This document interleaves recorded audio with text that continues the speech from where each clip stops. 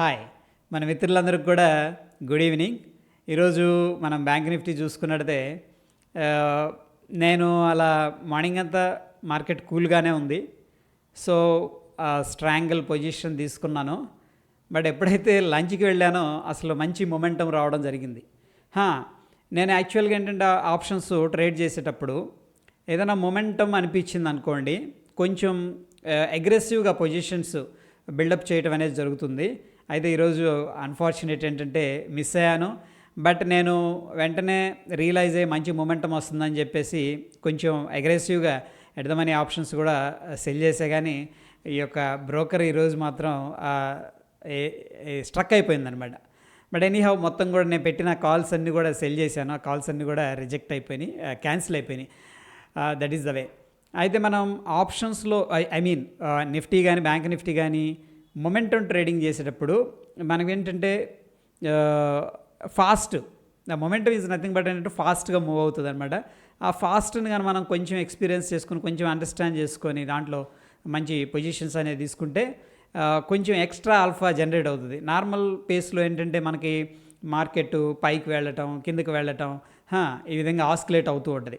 But ఒక strong momentum వస్తుంది చూసారా, అప్పుడు ఏంటంటే ప్రైసెస్ కూడా ఎస్పెషల్లీ మొమెంటం ట్రేడింగ్ అనేది ఆప్షన్ బయర్కి చాలా హెల్ప్ చేస్తుంది.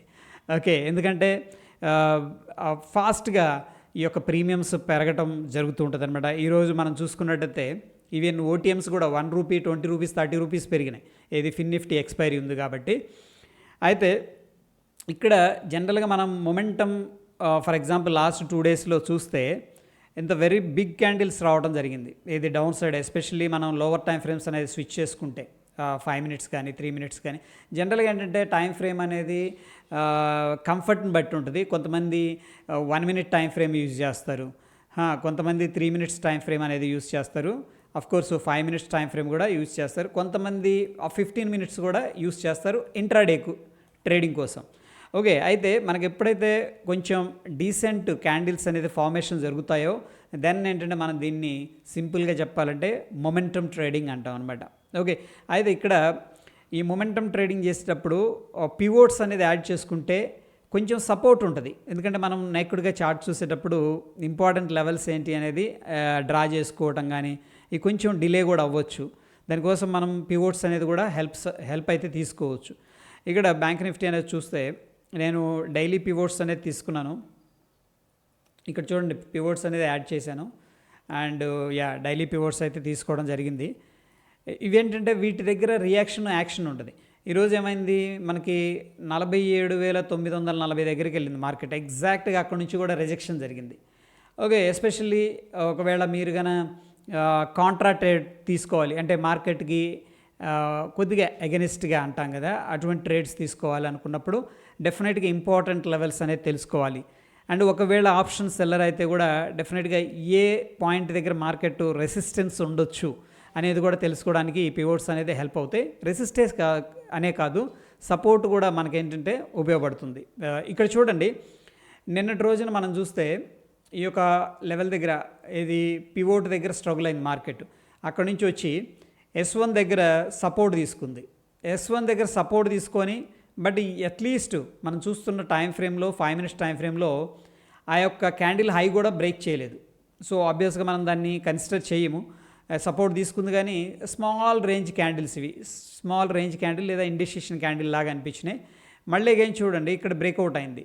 ఓకే, ట్రెండ్ కంటిన్యూషన్లో మనం ఉన్నాము అండ్ పివోట్ కూడా బ్రేక్అవుట్ అయింది కాబట్టి మన కన్విక్షన్ ఓకే మనం మేబీ షార్ట్ సైడ్ వెళ్ళొచ్చు అని అట్లా తీసుకోవచ్చు. అండ్ దాని తర్వాత S2 కూడా బ్రేక్అవుట్ అయింది. ఇక్కడెక్కడ కూడా సపోర్ట్ తీసుకోవాలా. ఓకే, ప్రాబ్లీ మనం ఏదైనా షార్ట్ తీసుకుంటే కూడా ఇన్ బిట్వీన్ కొద్దిగా ప్రాఫిట్ బుకింగ్ చేసుకుంటాం, లేకపోతే నెక్స్ట్ ఈ యొక్క పివోట్స్ దగ్గర టార్గెట్ పెట్టుకుంటాం, ఈ లెవెల్ దగ్గర మనం కవర్ చేద్దామని చెప్పేసి. ఓకే, జనరల్గా ఏంటంటే నేనైతే వెరీ క్విక్గా ఇన్ అండ్ అవుట్ అవుతుంటాను అనమాట. అంటే ఎంత దూరం కూడా వెయిట్ చేయను. టు బీ ఓపెన్గా నేను ఎక్కువ క్వాంటిటీ తీసుకుంటాను, ఒక్కొక్కసారి ఒక లాట్ తీసుకునే కాడ 2-3 లాట్లు తీసుకుంటాను, తక్కువ పాయింట్స్ తీసుకుంటాను. బట్ ఇన్ అండ్ అవుట్ అనేది తీసుకుంటా. వన్స్ మార్కెట్ రేంజ్లో ఉంటుంది అనుకున్నప్పుడు మాత్రమే ఒక రేంజ్ అనేది తీసుకొని ప్లే చేయడం అనేది జరుగుతుంది. ఓకే, ఎనీహౌ ఇది పర్సన్ టు పర్సన్ చేంజ్ అవుతూ ఉంటుంది.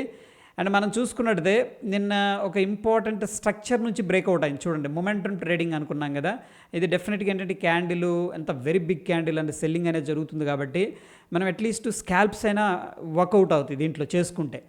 ఓకే, సో ఇక్కడ ఫాస్ట్గా ఎప్పుడైతే బ్రేక్అవుట్ అవుతుందో మనకు మొమెంటం వస్తుంది అనుకున్నప్పుడు మనం ఒకవేళ బాయర్ అయితే పుట్స్ బై చేసుకోవచ్చు, లేదు ఒకవేళ సెల్లర్ అయితే కాల్స్ అనేది సెల్ చేసుకోవచ్చు.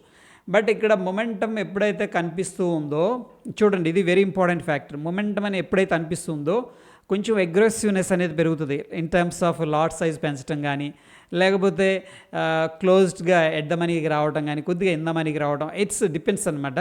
సో ఈరోజు అయితే నేను 44 రూపీస్ ఉన్న ఫిన్ నిఫ్టీ కాల్ని సెల్ చేశాను. But unfortunately it's get rejected. అది హ్యాంగ్ అయిపోయింది. బ్రోకర్ కరెక్ట్గా అదే మొమెంటంలో హ్యాంగ్ అయిపోయి మొత్తం కూడా ఒక 4 క్యాన్సిల్ అయిపోయినాయి అనమాట ఆటోమేటిక్గా.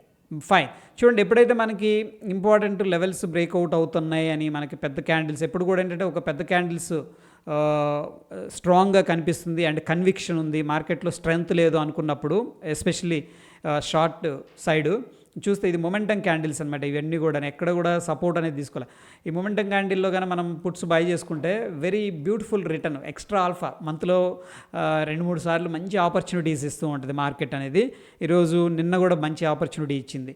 ఓకే, అక్కడి నుంచి కూడా మనకి అండ్ మోర్ ఓవర్ ఏంటంటే ఈ యొక్క క్యాండిల్ చూసారా, గ్రీన్ క్యాండిల్ ఎప్పుడు కూడా ఏంటంటే దాన్ని బేస్ చేసుకొని కాంట్రా ట్రేడ్ అనేది తీసుకోవద్దు. మొమెంటంలో మార్కెట్ చూడండి, మొమెంటం మార్కెట్ ఇలా వెళుతూ ఉందనుకోండి అప్ సైడు, స్ట్రాంగ్గా వెళుతున్నప్పుడు తొందరపడి ఆపోజిట్ డైరెక్షన్లో తీసుకోవద్దు. కాంట్రా ట్రేడ్స్ అనేవి చాలా వాటికి ఫెయిల్ అవుతాయి. మేబీ ఒక 10 ట్రేడ్లు తీసుకుంటే 1-2 వర్కౌట్ అవ్వచ్చు, బట్ ఏంటంటే ఇంటెన్సివ్గా లాసెస్ అనేది వస్తాయి. మొమెంటం ఉన్నప్పుడు మనకు అవకాశం వస్తే అదే డైరెక్షన్లో పార్టిసిపేట్ చేయడానికి ట్రై చేయాలి. ఎప్పుడు కూడా కాంట్రా ట్రేడ్ అనేది తీసుకోకూడదు. ఓకే, ఇక్కడ గ్రీన్ క్యాండిల్స్ ఇవేంటంటే జస్ట్ వాళ్ళు ఏం చేస్తారంటే హయ్యర్ ప్రైసెస్లో సెల్ చేసుకొని రికవర్ చేస్తారు. ఒక గ్రీన్ క్యాండిల్ కనపడంగానే ఏం చేస్తారు కొంతమంది, ఇక్కడ బై చేసేద్దాం ఇక్కడ నుంచి వెళ్ళిపోతుంది అన్న థాట్లో కూడా వెళ్తారు. ఎస్పెషల్లీ ప్రైస్ యాక్షన్ ట్రేడర్స్ ఈ యొక్క ట్రాప్లో పడే అవకాశం ఉంది. అందుకని స్ట్రాంగ్ మొమెంటం ఉందనుకోండి, ప్రీమియమ్స్ పెరగవు. ఫస్ట్ అందరూ కూడా ఏం చేస్తుంటారంటే ముందు ఈరోజు మార్కెట్ ఏమైంది డౌన్ సైడ్ వెళ్తుంది కదా, ఎవ్రీ రైజ్లో కూడా సెల్లింగ్ చేయడానికి ఆపర్చునిటీ తీసుకుంటూ ఉంటారనమాట. అందుకని క్రౌడ్కి ఎగెనెస్ట్గా వెళ్ళకూడదు ఎప్పుడు కూడాను. అందుకని ఇక్కడ గ్రీన్ క్యాండిల్ వచ్చింది కాబట్టి మంచి రిజెక్షన్ క్యాండిల్ వచ్చింది, లేకపోతే బుల్లిష్ ఎంగల్ఫింగ్ క్యాండిల్ వచ్చింది, ఇట్లా ఎప్పుడు ఆలోచించకూడదు. మార్కెట్ ఒకవేళ స్టేబుల్ అయ్యి అంతా కూల్గా ఉండి దెన్ ఏంటంటే మంచి ప్యాటర్న్ ఏదైనా కనిపించింది అంటే దెన్ మనం పార్టిసిపేట్ అనేది చేయాలి. కానీ ఒక single candle shooting star candle అనో రిజెక్షన్ క్యాండిల్ అనో దీన్ని బేస్ చేసుకుని ఎప్పుడు కూడా ట్రేడ్ చేసుకోకూడదు.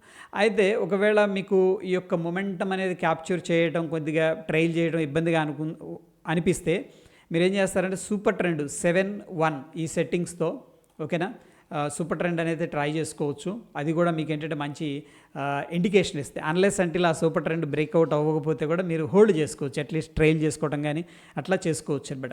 ఎనీహౌ ఏంటంటే మీరు పివోట్స్ని యాడ్ చేసుకోండి, కొంత రిఫరెన్స్ పాయింట్ అంతే. అంటే పివోట్స్ 100% వర్కౌట్ అయితే అని కాదు, కానీ మనకేంటంటే ఒక ఐడియా ఇవ్వడం జరిగింది. ఓకే చూడండి, ఇక్కడ మనకి ఎప్పుడైతే రిజెక్షన్ జరిగిందో ఈ లోవర్ బ్రేక్, ఈ లోల్ అనేది బ్రేక్అవుట్ అయినప్పుడు వెరీ బిగ్ క్యాండిల్తో ఇక్కడ మనం ఏంటంటే సెల్లర్స్ ఉన్నారు హైలో అని ఒక క్లారిటీ రావడం జరుగుతుంది. ఒకవేళ ఆప్షన్ సెల్లర్ అనుకోండి, అక్కడ కాల్స్ దానికి పైన ఉన్న కాల్స్ సెల్ చేసుకుంటారు. అండ్ పుట్ బయర్ అయితే డెఫినెట్గా మొమెంటం ఉంటేనే బయర్కి మంచి రిటర్న్స్ అనేది వచ్చే అవకాశం ఉంది. Okay, this is all about ఏంటంటే సింపుల్గా మొమెంటమ్ని ఫాలో అయ్యే పద్ధతి. ఓకే, స్టిల్ దీనికి సంబంధించిన ఎటువంటి డౌట్స్ ఉన్న కింద కామెంట్ రూపంలో తెలియజేయండి, డెఫినెట్గా నేను ఆన్సర్ చేస్తాను. అండ్ మరొక ఎపిసోడ్లో మళ్ళీ కలుసుకుందాం. Stay tune. ధన్యవాదాలు.